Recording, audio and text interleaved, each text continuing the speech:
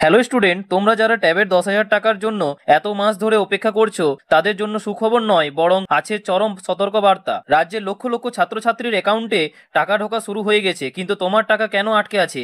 কারণ তোমার আবেদন বাতিল হওয়ার মুখে। তোমাদের হাতে কি সময় আছে? খুব কম। যদি আগামী 25শে নভেম্বরের মধ্যে তুমি জরুরি কাজগুলো না করে নাও, তবে তোমার আবেদন পাকাপাকিভাবে বাতিল হয়ে যাবে। সরকার আর কোনোদিন এই টাকা দেবে না। সেই তারিখটা কি, আর কি করলে তোমার টাকা বাঁচানো যাবে, জানতে হলে ভিডিওটা একদম শেষ পর্যন্ত দেখো, না হলে কিন্তু টাকা পাওয়ার আশা ছেড়ে দিতে হবে। টাকা কেন ঢুকছে না, আসল সমস্যাটা কোথায়? প্রথমে তোমার বোঝা দরকার যে তোমার টাকাটা কেন আটকে আছে। টাকা ঢোকা শুরু হয়ে গেছে মানে যাদের নথি ঠিক আছে তারা টাকা পাচ্ছে, কিন্তু তোমার ফাইলটা এমন ভাবে আটকে আছে যে সরকারি সিস্টেম তোমার টাকাটা পাঠাতে পারছে না। আসলে হয়েছে কি জানো, তোমার ডকুমেন্ট বা ব্যাংক অ্যাকাউন্ট যাচাই করার সময় একটা বিরাট ভুল ধরা পড়েছে।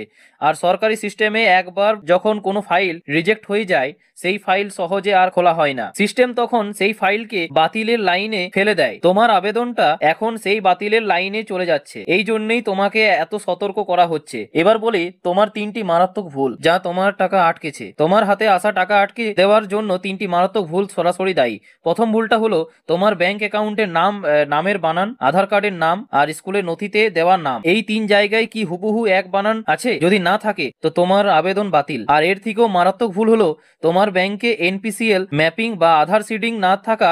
শুধু লিঙ্ক থাকলেই হবে না, ঠিক আছে? এনপিসিএল সিডিংটাও মাস্ট। এটা না থাকলে তোমার টাকা কিন্তু অন্য কারোর অ্যাকাউন্ট চলে যেতে পারে বা সম্পূর্ণ ব্লক হয়ে যেতে পারে। আর তোমাদের দ্বিতীয় ভুলটা কি হতে পারে, যে তোমার স্কুল যখন পাসবুক আপলোড করেছিল তখন সামান্য ভুল তথ্য আপলোড হয়ে গেছে। এখন তোমার আবেদনটি পোর্টালে ইরর দেখাচ্ছে। এই ভুল তোমারই সংশোধন করাতে হবে, ঠিক আছে? আর শেষ ভুলটা হলো তুমি হয়তো সময় মতো ডকুমেন্ট জমা দাওনি বা দেরিতে দিয়েছো।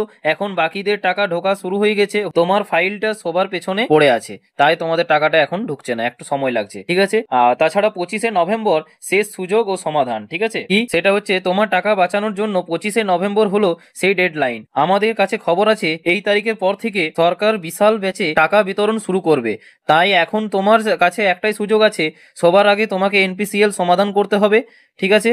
আর আজই নিজের বাবা মাকে নিয়ে ব্যাংকে যাও। শুধু আধার লিঙ্ক নয়, তোমার অ্যাকাউন্টটি আধার সিডিং বা এনপিসিএল ম্যাপিং করতে বলো। এটা না করলে কিন্তু 25 তারিখের পর তোমার টাকা আসার কোনো আশাই থাকবে না। এরপরে তোমাকে স্কুলের শিক্ষকদের কাছে যেতে হবে, বিনীতভাবে জিজ্ঞেস করো যে আমার ট্যাবের টাকার স্ট্যাটাস পোর্টালে কি দেখাচ্ছে, ভেরিফাইড নাকি রিজেক্ট। যদি রিজেক্টেড দেখায় তবে কি কি ডকুমেন্ট লাগবে তা জেনে দ্রুত জমা দাও। এখনো যদি তুমি হাত উঠিয়ে বসে থাকো তবে টাকা ঢোকার সব রাস্তা বন্ধ হয়ে যাবে। এবার বলি তোমাদের জন্য বিশেষ টিপস ও ফাইনাল রিকোয়েস্ট কিন্তু আমি বলতে যাচ্ছি, ঠিক আছে?